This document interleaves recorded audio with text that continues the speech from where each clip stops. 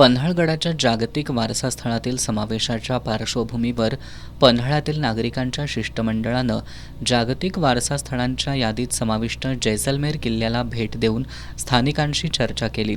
यानंतर जैसलमेर आणि पन्हाळगडावरची परिस्थिती वेगळी असल्यामुळे पन्हाळगडाचा जागतिक वारसा स्थळांच्या यादीत समावेश करण्यात येऊ नये अशी भूमिका पन्हाळवासियांनी घेतली आहे। शासकीय अधिकारी स्थानिकांना विश्वासात न घेता परस्पर निर्णय घेत असल्यामुळे प्रशासन आणि स्थानिक यांच्यामध्ये दरी निर्माण झाली असल्याचं सांगत नागरिकांच्या शिष्टमंडळानं उपविभागीय अधिकारी समीर शिंगटे यांची भेट घेतली।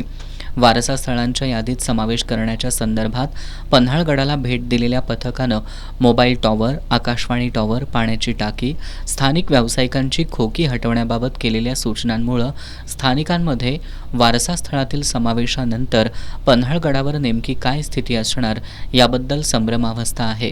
त्यामुळे प्रशासनानं सर्व पन्हाळवासियांना लेखी स्वरूपात याची माहिती द्यावी अशी मागणी माजी नगरसेवक रवींद्र तोरसे यांनी केली आहे। आणि युनेस्कोला हा नागरिकांचा फार विरोध आहे।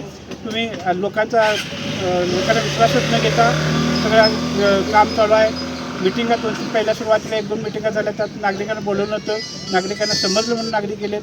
नंतर जे मिटिंग बोलली आणि मिटिंगमध्ये जे ठरलं होतं आणि मिटिंगमध्ये जे सांगितलं होतं कलेक्टर साहेबांनी असू दे किंवा आणि अन्य अधिकाऱ्यांनी, त्याप्रमाणे ते कुठल्याही आर्कॉलॉजीचे नियम सोडून दुसरे कुठलेही नियम लागू होणार नाहीत म्हणून सांगितलं। पण प्रत्यक्षात पाण्याची टाकी काढण्यासाठी सांगितली, टॉवर काढण्यासाठी सांगितलं। जकात नाका जो ऐतिहासिक पन्हाळ्याच्या नगरपालिका स्थापनेपासून जो ऐतिहासिक पन्हाळ्याचा जकात नाका होता तो काढून टाकला। रेस्ट हाऊसच्या आज गव्हर्नमेंट रेस्ट हाऊस जे आहे, ज्या ठिकाणी संभाजी महाराजांचं सध्याकुडीचं जे वास्तव्य आहे त्या ठिकाणचं जे गव्हर्नमेंट रेस्ट हाऊस आहे ते पूर्वीपास फार वर्षापासूनच आहे, 100 वर्षापासूनच आहे। ते सुद्धा काढावं म्हणून प्रयत्न चालू आहेत।